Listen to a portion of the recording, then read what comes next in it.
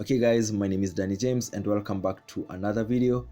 And just as you saw in the title for this video, this is grunge effects made easy. I just want to make it easy for anyone who wants to add grunge effects without jumping through so many hoops. I'll just freestyle through this tutorial. First method, find your clip, whatever you want to add this mosaic. I'll add on this clip with 5e. I'll add a few basic effects. I'll add the mosaic. I've double clicked on it. We can add a noise. These are kind of the base effects that you need for this grunge. And then let me add another one. Let's add HLS. You could also add Lumetri, but let's just make this as practical as possible. Starting off with the mosaic, put these numbers to around 300 each. You can see what's happening. It's kinda not as clear as it was before. In terms of the noise, just increase it a ton. Disable color noise on most occasions. Let's use it at 30%. Okay, some 25% looks okay.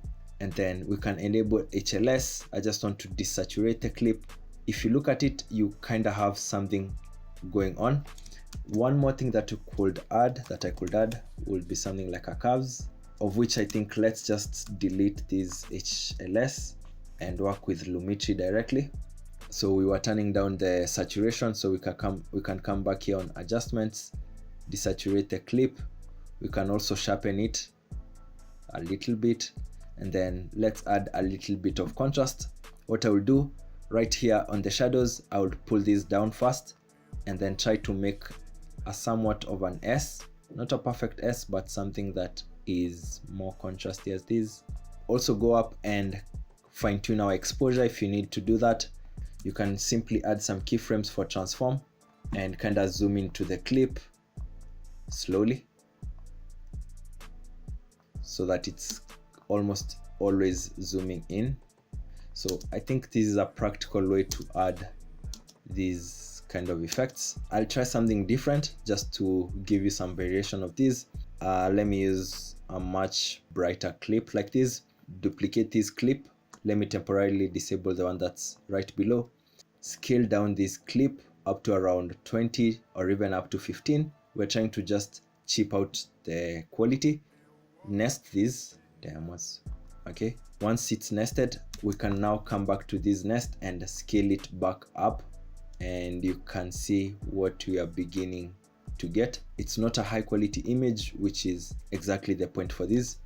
Once it's set up like that, we can add some noise. So I'll just go back to the previous effect that we did and copy the noise directly into this nest to fine tune this value. So you can see we don't need to add much of it over here.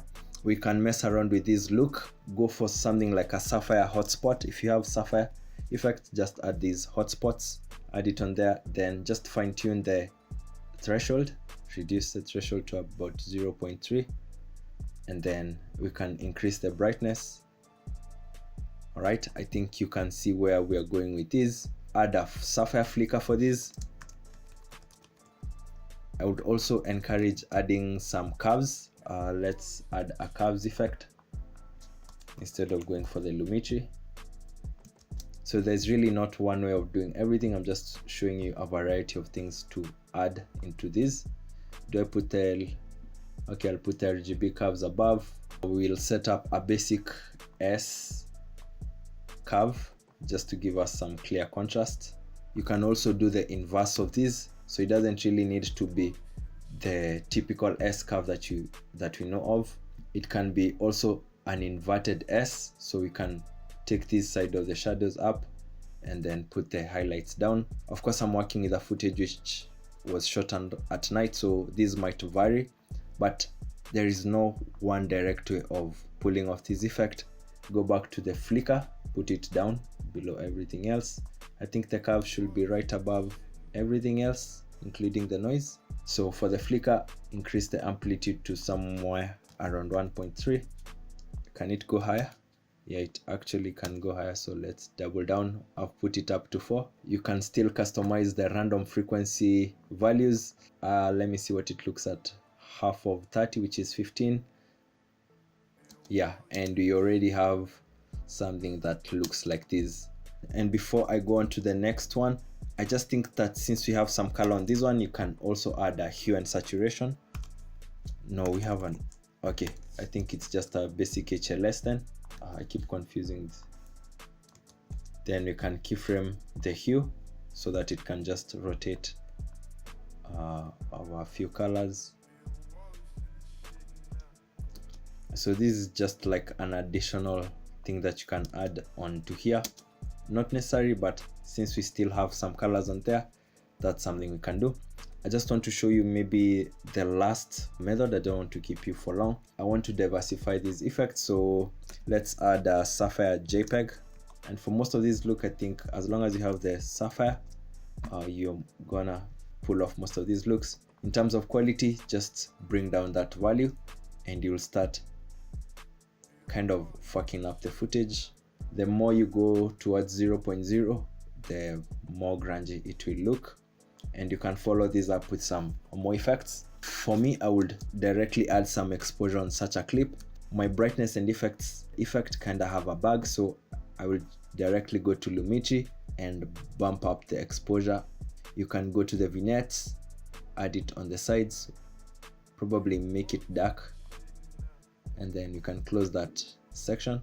We can add a posterized time, which will give us some jittery looks on this clip, and with a frame rate of 6, it should bounce around like this.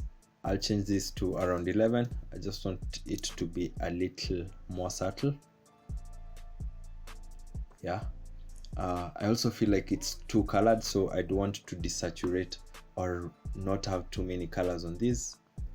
So I'll go back to my Lumici color and then just reduce the saturation a bit, and I think that's okay. Most likely you don't need to do a lot here, but you can add a noise. So I will go to the clip that we did earlier on, copy the noise, put it right here. I think it should come before most of these other effects, and you can see without the noise, with the noise. One more thing that you can also add onto this to spice it up, just add a new adjustment layer. It could be on any of these effects that you've done, but let me just do it on this one. Then go to your effects and type in lighting. We are adding these lighting effects. I think I showed these on my previous tutorial. We are going to add a small spotlight effect. Just move this light where you want it stationed. Okay, I can have it placed like that. If you want a more in-depth tutorial, then I just made a tutorial on this on a digital spotlight effect. Make sure to watch it after this. Keyframe the center and follow the movement in case you need to readjust to the movement of the subject. For this one, I didn't have to do much, but it will give us some distinction through this clip. This is just a bonus effect that you can add on these ideas. I hope this video was able to demystify most of the concepts behind the grunge effects. As always, you can always highlight on most of these effects and create a preset. That way, when you're working on your projects, you can just drag and drop them. I hope you did enjoy this video as much as I did prepping it. Also, if you're wondering why you can't see me, I'm kinda traveling around and I can't carry everything with me. So just bear with me and see you guys on the next tutorial. Peace out.